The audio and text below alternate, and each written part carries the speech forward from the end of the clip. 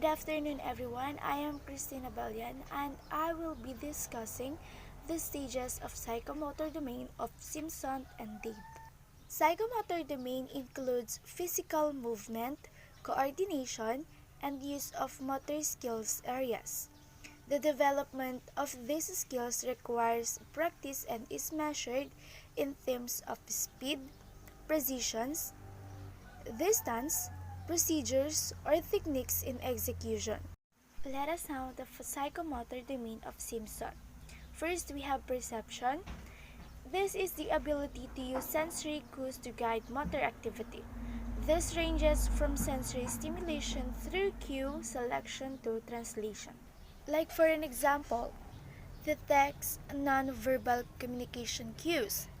You estimate where a ball will land after it is thrown and then moving to the correct location to catch the ball, or adjust heat of stove to correct temperature by smell and taste of food.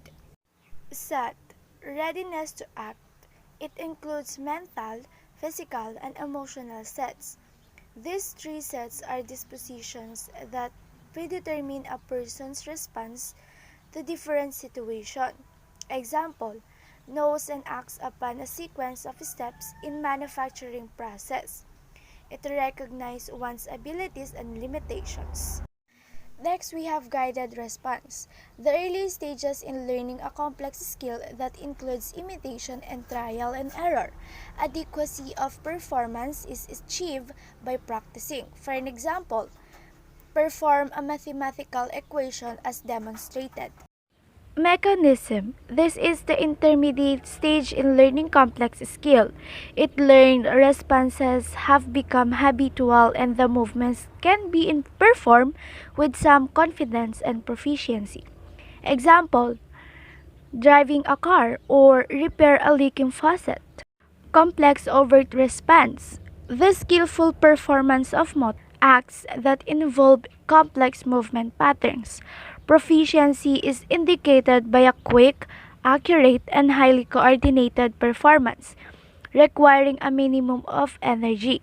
This category includes performing without hesitation and automatic performance. For example, players are often utter sound of satisfaction or expletives as soon as they hit the tennis ball or throw a football, because they can tell by the feel or act what the result will produce.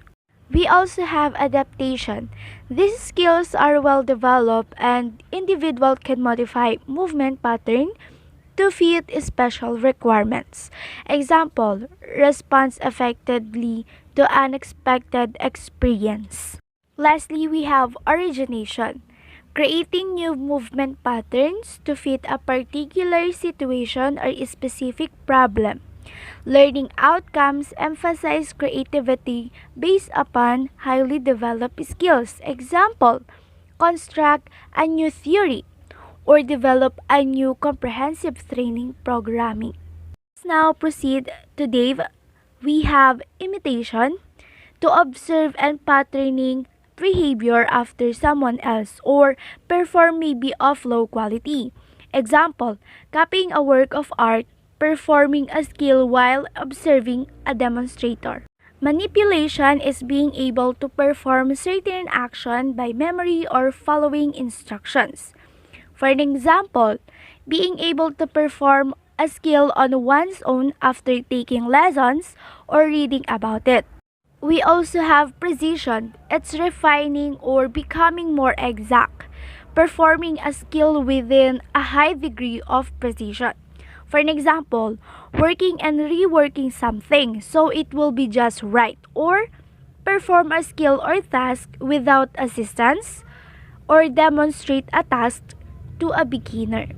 Articulation is coordinating and adapting a series of action to achieve harmony and internal consistency.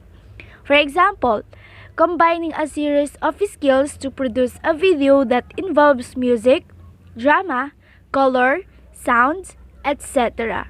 Lastly, we have naturalization, a mastering a high-level performance until it becomes second nature or natural without needing to think much about it. Example, operates a computer quickly and accurately, or displays competence while playing the piano. According to Simpson, the psychomotor domain includes physical movement, coordination, and use of motor skills areas. Its development of these skills requires practice and measured in terms of speed, precision, distance, procedures, or techniques in execution. That's all for my report. Again, I am Christina Balgan. Thank you for listening, and I hope you've learned something about my report.